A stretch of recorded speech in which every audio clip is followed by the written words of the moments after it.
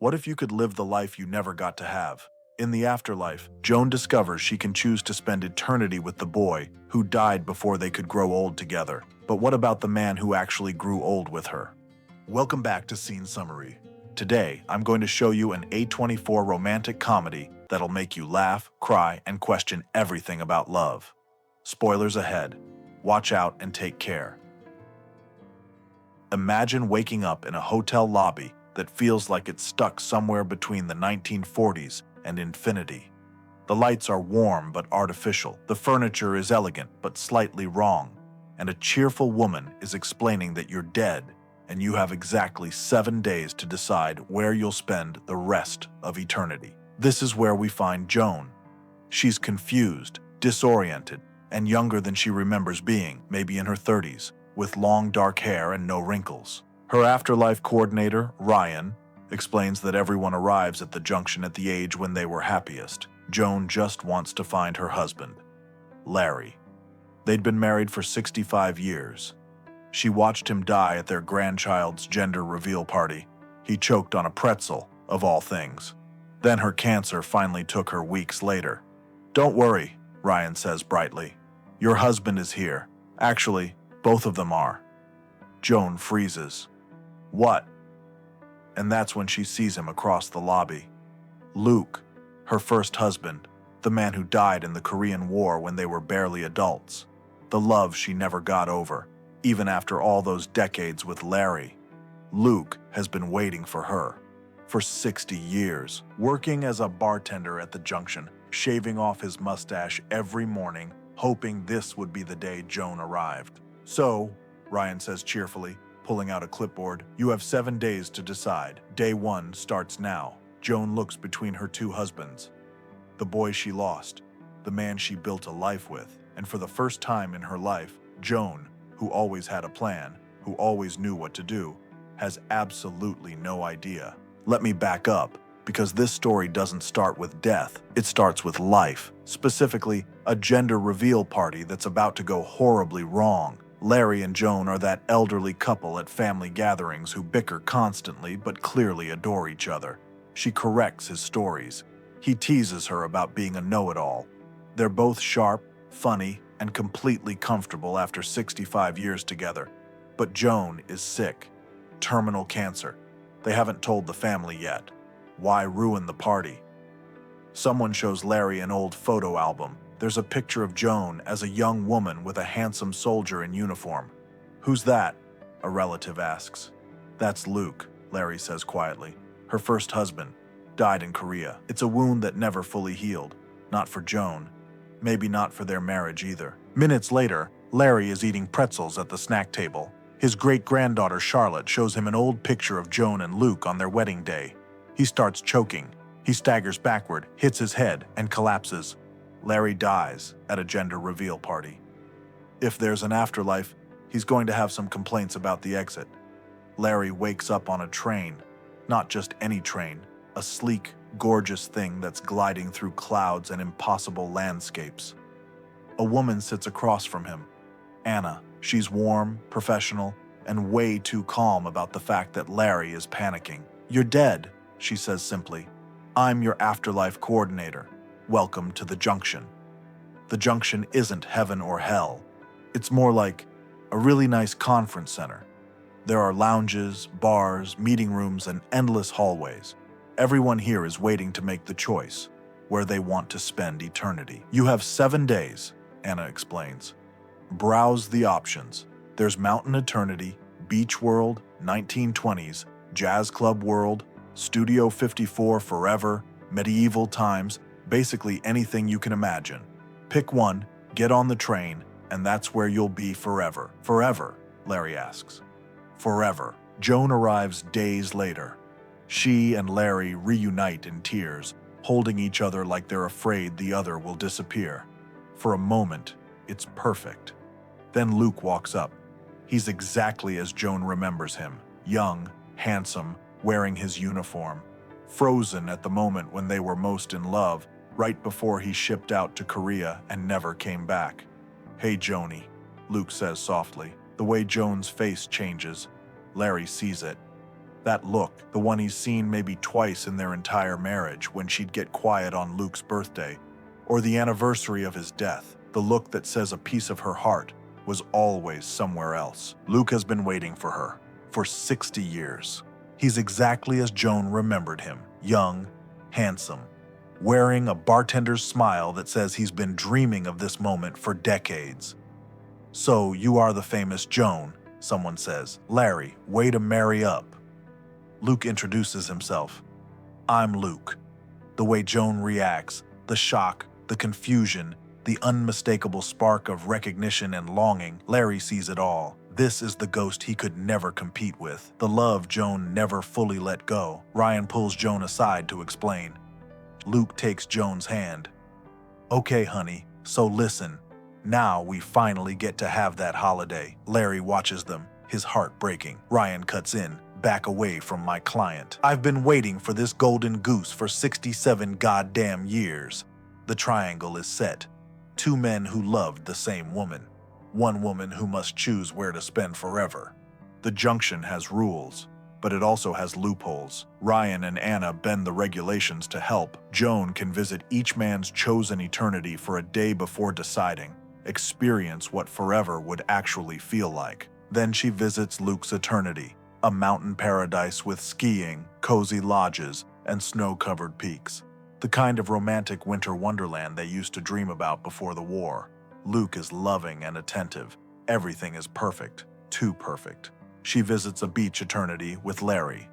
It's beautiful, 84 degrees, perfect weather, endless coastline, but it's crowded, busy. Larry jokes about how the sand gets everywhere and it's too hot. Joan realizes this isn't quite right. Meanwhile, Joan's best friend Karen has died and arrived at the junction. Karen was her neighbor for 30 years, the one who knew all Joan's secrets, including the fact that she never fully let go of Luke. The three of them, Joan, Larry, and Luke, end up at the junction bar one night. It's awkward, then it's funny, then they're all drunk and laughing, because what else can you do when you're dead and stuck in the world's weirdest love triangle? Luke and Larry actually bond. They realize they're not enemies. They're two men who loved the same remarkable woman. Larry tells stories about Joan getting their car stuck in a snowbank. Luke shares memories of Joan trying to cook and nearly burning down her parents' kitchen. Joan watches them laugh together and feels something crack inside her chest. She can't choose. Choosing one means losing the other. Choosing means admitting that one love mattered more. So she makes a radical decision. On decision day, Joan makes an announcement. "I choose neither of you." Larry and Luke both freeze. "You're gonna hurt 3 people instead of 1? Someone asks. "There was never going to be just one," Joan says. "I was going to be crushed either way. Maybe the beauty in life is that things end. Maybe that's what this is all for." She walks away, leaving both men devastated. Larry can't accept this. He keeps thinking about Joan, about the way she smiled at Luke, about the long hair she's wearing in the afterlife, the style she only ever wore when she was young and married to Luke. Then it hits him. Everyone arrives at the junction at the age when they were happiest. Joan is here as her younger self, not the woman who spent 65 years with Larry, the girl who fell in love with Luke before everything went wrong. Joan was happiest with Luke. The realization breaks Larry's heart, but it also clarifies everything. He loves Joan, really loves her, which means he wants her to be happy, even if that happiness doesn't include him. So Larry makes his own decision. He goes to Joan and tells her the truth. "You should go with Luke." Joan stares at him. "What? Okay? You deserve a shot at that kind of love, honey. That fiery, sparky kind. But I was so happy with you. I know, but you were happiest with him." Larry tells her not to worry about him. He'll be in the sun. Knowing she's happy makes him happy, but it doesn't work unless she's actually happy. Joan breaks down, crying. She agrees. She'll go tell Karen the news. Joan boards the train with Luke to his mountain eternity.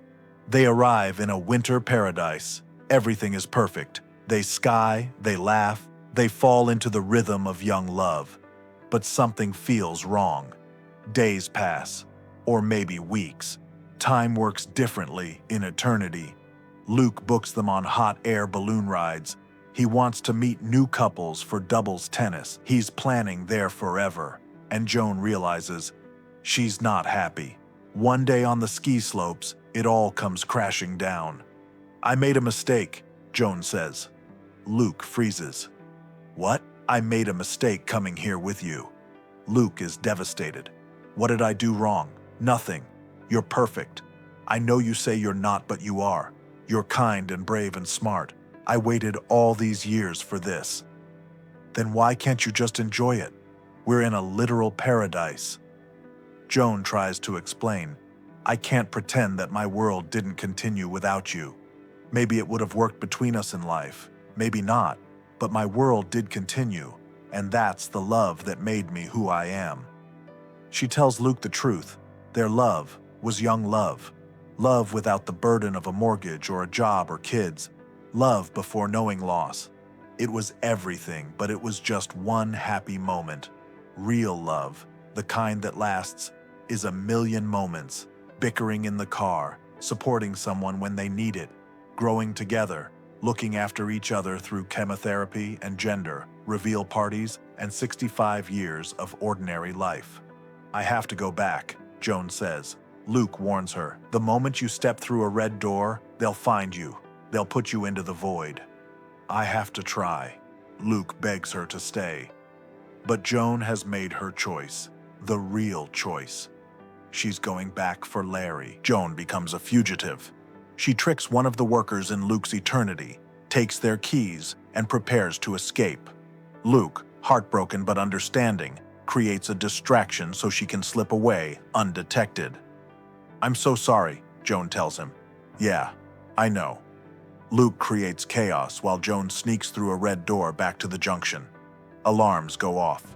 She's now officially an escapee. Security chases her through the junction. She runs through hallways, past startled afterlife coordinators, desperately trying to find Larry. She doesn't know where he went. She doesn't know what eternity he chose. All she knows is she needs to find him. Finally, in the junction lounge, she sees a familiar figure behind the bar. Larry. He never left. Instead of choosing an eternity, he stayed at the junction and became a bartender, just like Luke did for 60 years. Joan approaches, breathless and on the run. "You never left," she says. Larry smiles sadly. "Sand really does get everywhere." Joan laughs through tears. "Yeah, turns out that the cold is just cold." They're quoting their argument from the beginning, the one about Hawaii versus the mountains, the one they had minutes before Larry died. Larry pours her a drink. "You look like you could use this." Joan is being hunted. Security is looking for her. If they find her, they'll send her to the void, some kind of punishment for breaking the rules. "Where you gonna go?" Larry asks. "I know a place," Joan says. "It could be dangerous." Larry looks at her. The woman he loved for 65 years. The woman who chose someone else. The woman who came back. "When do we leave?" The final scene shows Joan and Larry escaping together. They're fugitives now, running from the junction's authorities, heading to a secret eternity that someone told Larry about. They arrive in a place that looks exactly like Oakdale, their old neighborhood, their actual life. "Well, looks like Oakdale," Larry says. "It's perfect," Joan replies. And it is. Not because it's a paradise, not because it's young love or adventure or skiing in the mountains. Subscribe to Scene Summary for more stories that'll make you question reality.